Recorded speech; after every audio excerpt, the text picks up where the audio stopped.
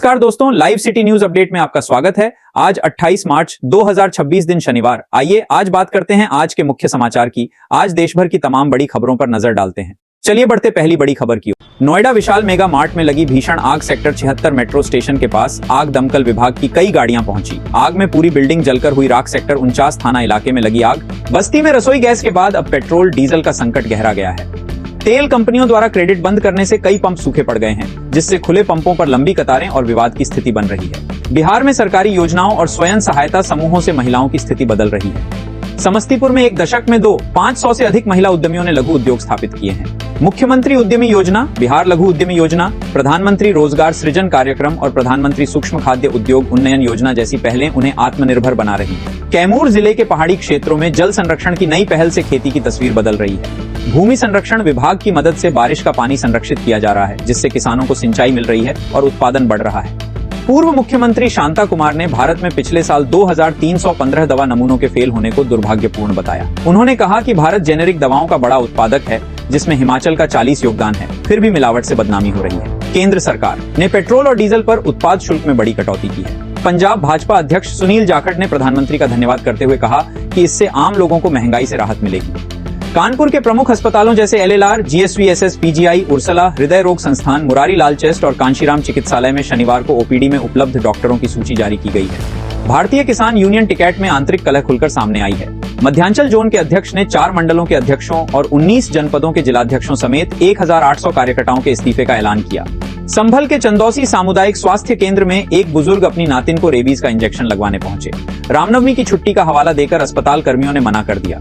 परेशान होकर बुजुर्ग ने डायल 112 पर पुलिस को बुलाया।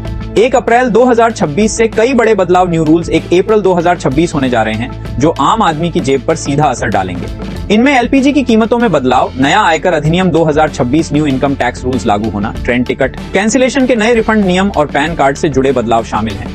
RBI की मौद्रिक नीति समिति की बैठक में रेपो रेट पर भी निर्णय लिया जाएगा, जिसका असर आपकी EMI पर पड़ सकता है। सरयू नदी में डूबे 13 वर्षीय अमन का शव 36 घंटे बाद SDRF ने रकौली गांव के पास बरामद किया। मंगलवार शाम खेलने निकला अमन दोस्तों के साथ नदी में नहाने गया था, जहां वह गहरे पानी में डूब गया। RBSE की ओर से कक्षा 10वीं परीक्षा का परिणाम जल्द ही जारी किया जाएगा। परीक्षा में शामिल हुए छात्र लाइव RBSE बारहवें रिजल्ट 2026 अपडेट्स रिजल्ट से संबंधित सारी अपडेट यहां देख सकते हैं। यूपी PET के लिए रजिस्ट्रेशन आज यानी 27 मार्च से शुरू हो गए हैं। उम्मीदवार ऑफिशियल वेबसाइट www.apesc.gov.in पर जाकर रजिस्ट्रेशन कर सकते हैं। सड़कों पर बढ़ती सख्ती और AI कैमरों की वजह से अब ट्रैफिक नियमों की अनदेखी करना भारी पड़ सकता है। अगर आप इससे बचना चाहते हैं तो इन नियमों का पालन जरूर करें। Redmi 15 को भारत में लॉन्च किया गया है। ये कंपनी का एक बजट स्मार्टफोन है। इसमें 300 mAh की बैटरी और 32 MP का कैमरा दिया गया है। साथ ही इसमें 120 Hz रिफ्रेश रेट वाला डिस्प्ले दिया गया है। मानसा के गांव नंगल कला में नशे की कथित ओवरडोज से युवक की मौत हो गई। परिवार के बयान पर 5 लोगों के खिलाफ मामला दर्ज हुआ। ग्रामीणों ने गांव में नशा बिकने पर सख्त कार्रवाई की मांग की। बदायूं में दोहरे हत्याकांड के आरोपी अजय प्रताप सिंह के पिता और ताऊ ने सरकारी जमीनें कब्जाईं और 11 ग्रामीणों को बेच दी। जानकारी के बावजूद ग्रामीणों ने कार्रवाई नहीं की, जिस पर अब उन पर अवैध कब्जे का केस दर्ज हुआ है। 1 अप्रैल से कुछ नए बदलाव होने जा रहे हैं, जो आपको जानना बहुत जरूरी है, क्योंकि इसका सीधा असर आप पर, आपकी जेब पर पड़ सकता है। अप्रैल से जो नया वित्तीय वर्ष शुरू होने जा रहा है, इस दौरान वेतनभोगी कर्मचारियों के पे स्लिप में कुछ बदलाव देखने को मिलेंगे।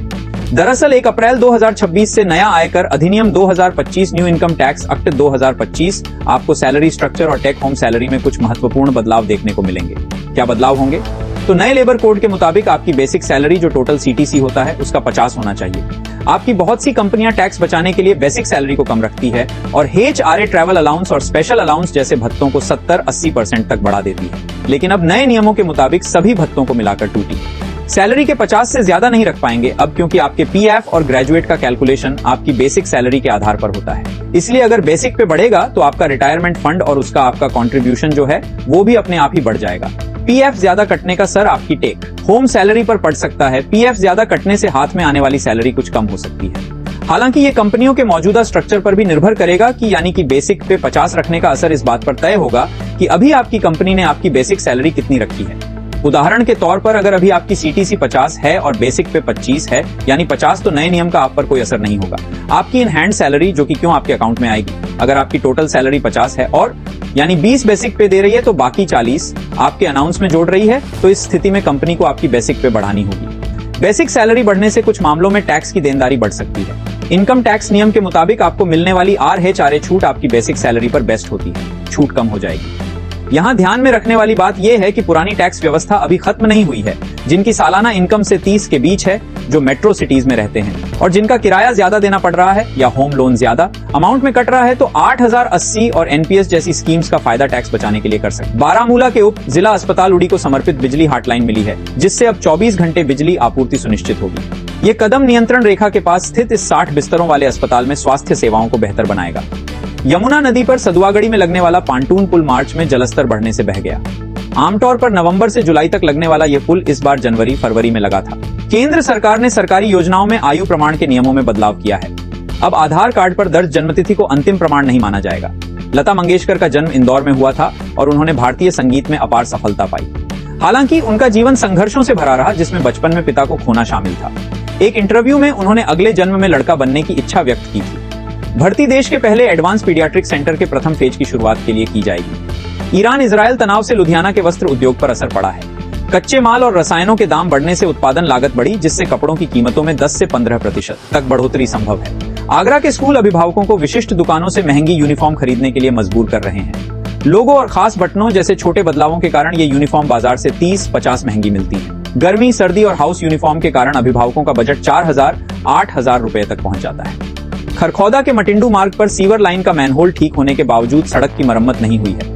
दिसंबर में धंसे मैनहोल के कारण सड़क क्षतिग्रस्त हो गई थी, जिससे राहगीरों और वाहन चालकों को 3.5 महीने से परेशानी हो रही है। बरेली ने सर्वाइकल कैंसर टीकाकरण अभियान में उत्तर प्रदेश में पहला स्थान हासिल किया है। एक सप्ताह में 413 किशोरियों को टीका लगाकर जिले ने यह उपलब्धि प्राप्त की। राष्ट्रीय स्तर पर 28 फरवरी को शुरू हुए इस अभियान में बरेली का प्रदर्शन सराहनीय रहा, जबकि पीलीभीत दूसरे स्थान पर है। शाहजहांपुर और बदायूं जैसे जिले अभी पीछे चल रहे हैं। जहां बाकी जानवर पानी पीने के लिए अपने मुंह का इस्तेमाल करते हैं, वहीं मेढक एक ऐसी अनोखी तकनीक अपनाते हैं जिसे जानकर आप दंग रह जाएंगे। प्रयागराज में लगभग 49 लाख वर्ग मीटर नजूल भूमि की लीज खत्म हो चुकी है, जिस पर बिना आदेश के निर्माण अवैध है। नजूल भूमि प्रबंधन अधिनियम बनने के बाद ही आगे की कार्यवाही होगी। एडीएम नजूल ने बताया कि नजूल भूमि पर कब्जे की कोशिश पर कमेटी गठित कर जांच की जाएगी। हार्डोई क्राइम न्यूज 2 पक्षों के बीच में लाठी डंडे चले और एक पक्ष ने दूसरे के एक व्यक्ति पर पिकअप वैन ही चढ़ा दी।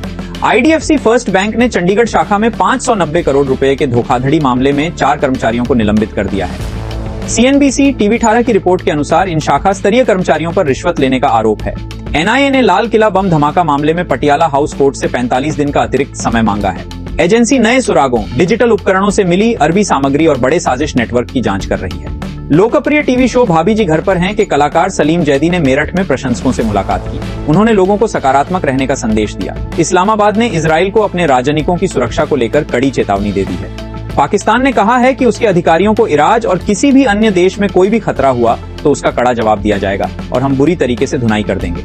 जहां अभी तक इस युद्ध के बीच पाकिस्तान चुपचाप बैठा हुआ था, जहां ईरान के साथ उसकी डिफेंस पैक्ट है, तो अब तक जहां पाकिस्तान कुछ भी मुंह खोलने को तैयार नहीं था या उस डिफेंस पैक्ट के हवाले से उसने ईरान का साथ नहीं दिया था, तो वही अब पाकिस्तान इजराइल को धमकाता हुआ नजर आ रहा है और ये कहता हुआ नजर आ रहा है कि हम कतर नहीं है और हम चुपचाप नहीं बैठेंगे। दरअसल ईरान की राजधानी तेहरान में पाकिस्तान दूतावास के पास इजराइल अमेरिका की ओर से किए गए हमले के बाद याद रखना चाहिए कि पाकिस्तान कतर नहीं है।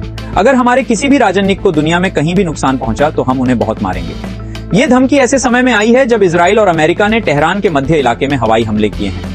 इनमें पाकिस्तान के राजदूत के निवास और पाकिस्तानी दूतावास के पास के इलाके भी शामिल थे। वहीं शुरुआती जानकारी के मुताबिक आपको जानकारी दे दे कि दूतावास परिसर और पाकिस्तानी राजनयिक स्टाफ को कोई नुकसान नहीं पहुंचा है, लेकिन आसपास की कई इमारतें धमाकों की वजह से बुरी तरीके से हिल गई है। सबको ये जानकारी दे देगी। पश्चिम एशिया में अमेरिका, इजराइल और ईरान के बीच चल रहा युद्ध 28वें दिन पहुंच चुका है। तेहरान का शान और आबादान में कई हवाई हमलों की खबरें सामने लगातार रह रही है। ये तो 5 देशों के लिए ईरान ने हार्मोन का दरवाजा खोल दिया है, लेकिन तनाव अभी भी कम होता हुआ नजर नहीं आ रहा। ईरान में पाकिस्तानी दूतावास के पास ये हमले ऐसे समय में हुए हैं जब पाकिस्तान अपनी कूटनीतिक स्थिति मजबूत करने की कोशिश कर रहा है।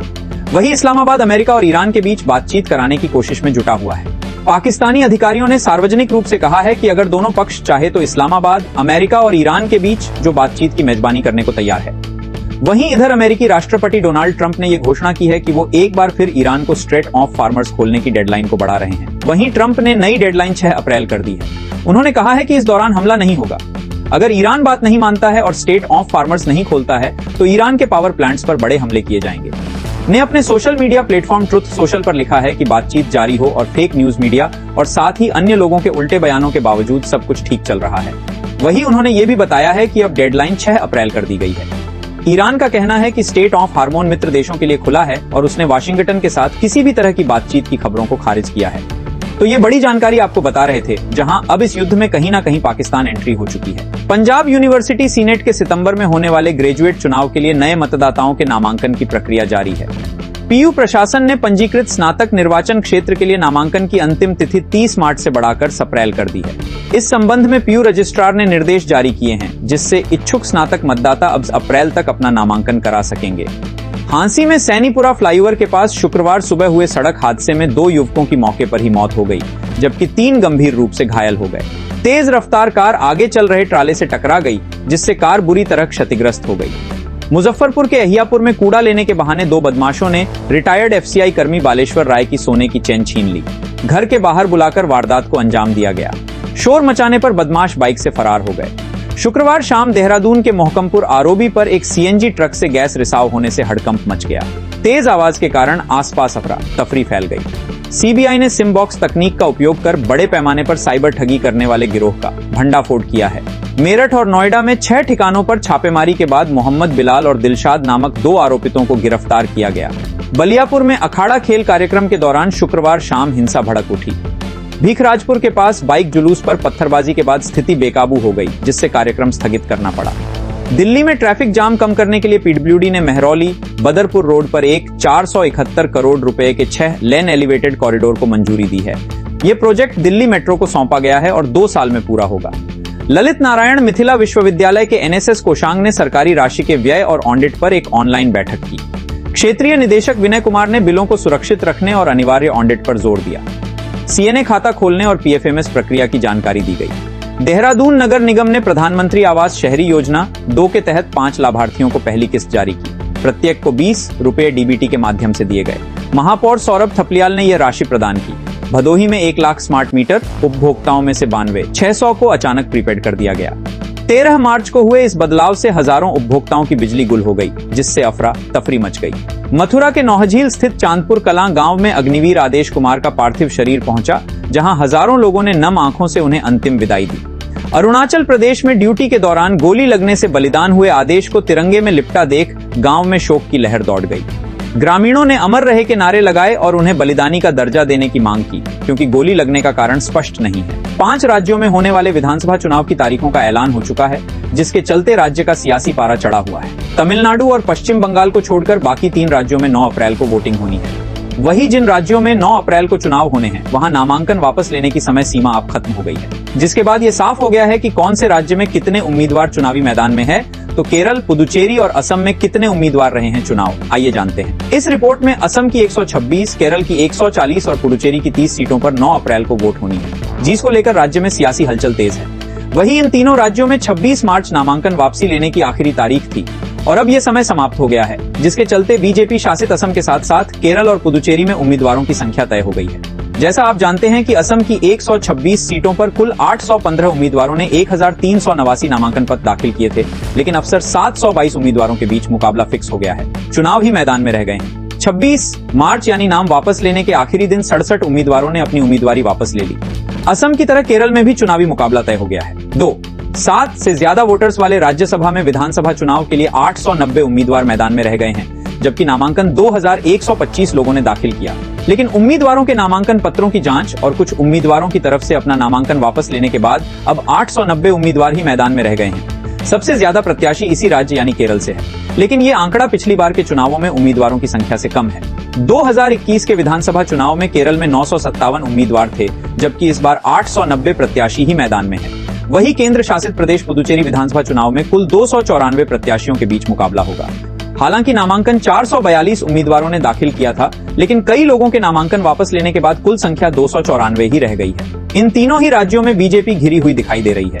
नेता प्रतिपक्ष राहुल गांधी ने बीजेपी और सत्तारूढ़ एलडीएफ के खिलाफ मोर्चा खोला हुआ है। वहीं पुडुचेरी में भी बीजेपी के लिए बड़ी मुश्किल दिखाई दे रही है, क्योंकि यहां कांग्रेस और डीएमके गठबंधन बीजेपी के खिलाफ ताल ठोक रहे हैं। नीतीश कुमार राज्यसभा सदस्य चुने जा चुके हैं, लेकिन उन्होंने अभी राज्यसभा सदस्य के रूप में शपथ नहीं ली है। नीतीश पहले से ही विधान परिषद के सदस्य हैं, ऐसे में उन्हें एक सीट छोड़नी होगी और जब नीतीश राज्यसभा का चुनाव लड़े और जीत भी गए तब ये कहा जा रहा है कि वो एमएलसी का पद छोड़ेंगे और अब नीतीश के इस्तीफा की तारीख भी सामने आ गई है। कुमार बिहार विधान परिषद से इस्तीफा देंगे लेकिन वो सीएम बने रहेंगे। दरअसल संवैधानिक मजबूरियों के चलते नीतीश को 30 मार्च तक इस्तीफा देना था, क्योंकि राज्यसभा सदस्य बनने के बाद उन्हें 14 दिन भी ये फैसला लेना था कि वो कौन सी सीट अपने पास रखेंगे, विधान परिषद की या राज्यसभा की। और अब नीतीश ने फैसला कर लिया है कि वो राज्यसभा सदस्य बनकर दिल्ली जाएंगे। कुमार इस अप्रैल को शपथ नहीं लेंगे, वो 14 अप्रैल के बाद ही शपथ लेंगे और उसके बाद ही वो सीएम पद को लेकर कोई फैसला करेंगे, क्योंकि इस वक्त हर मास चल रहा है और नीतीश कुमार इस दौरान कोई बड़ा फैसला नहीं करती, इसीलिए वो खरमास खत्म होने का इंतजार कर रहे हैं। वैसे दावे ये भी किए जा रहे हैं कि नीतीश कुमार राज्यसभा सदस्य बनने के बाद भी सीएम पद अपने पास बनाए रख सकते हैं। डाला जा रहा है, दावा किया जा रहा है कि पहले निशांत नीतीश की सीट पर विधान परिषद चुने जाएंगे, उसके बाद ही नीतीश सीएम पद छोड़ेंगे और कोशिश यही करेंगे कि निशांत को सीएम पद मिल जाए। यानी अभी आने वाले समय में बिहार में सीएम पद को लेकर बीजेपी और जेडीयू के बीच टकराव बढ़ सकता है, क्योंकि जेडीयू पहले ही साफ कर चुकी है कि सीएम पद किसे सौंपा जाएगा। ये फैसला नीतीश कुमार करेंगे। बंगाल में ममता बनर्जी के साथ साथ अब टीएमसी के महासचिव अभिषेक बनर्जी ने मोर्चा संभाल लिया है। झारग्राम के बिंदपुर में एक विशाल जनसभा को संबोधित करते हुए अभिषेक ने महंगाई, संविधान और बाहरी बनाम स्थानीय के मोहलंतदे पर बीजेपी को घेरा। उन्होंने आशंका जताई कि चुनाव खत्म होते ही रसोई गैस की कीमतें 2000 के पार जा सकती है। अभिषेक बनर्जी ने साफ शब्दों में कहा कि एक तरफ ममता सरकार जनता की आर्थिक मदद कर रही है, जोर पकड़ चुका है। झारखंड के बिनपुर में एक चुनावी जनसभा को संबोधित करते हुए तृणमूल कांग्रेस के राष्ट्रीय महासचिव अभिषेक बनर्जी ने केंद्र की मोदी सरकार और बीजेपी पर तीखा हमला बोला। टीएमसी के उम्मीदवार वीर बहा हांसदा के समर्थन में आयोजित इस रैली में अभिषेक बनर्जी ने जनता से धर्म के बजाय काम के आधार पर वोट देने की अपील की। अभिषेक बनर्जी ने आशंका जताते हुए बड़ा दावा किया कि बंगाल चुनाव खत्म होते ही मोदी सरकार रसोई गैस की कीमत 2000 और पेट्रोल डीजल 200 प्रति लीटर तक बढ़ा देगी। एक तरफ राज्य सरकार लक्ष्मी भंडार और साथी जैसी जन कल्याणकारी योजनाओं के जरिए जनता की जेब में पैसा डाल रही है, तो दूसरी तरफ मोदी सरकार गैस, ईंधन और किराए जैसी चीजों की कीमतें बढ़ाकर वो पैसा वापस हड़प रही है। इसके साथ ही उन्होंने बीजेपी पर देश का संविधान बदलने की कोशिश करने का गंभीर आरोप भी लगाया। बिनपुर के पोरिहाटी प्रगति संघ है। स्कूल मैदान में जनसभा को संबोधित करते हुए अभिषेक बनर्जी ने टीएमसी के उम्मीदवार को भूमि कन्या बताया और उनकी जीत का पक्का दावा किया। काशी हावड़ा के रहने वाली हैं और उनका बिनपुर से कोई जमीनी नाता नहीं है। चुनावी मौसम में बंगाल आने वाली बीजेपी नेताओं को अभिषेक बनर्जी ने डेली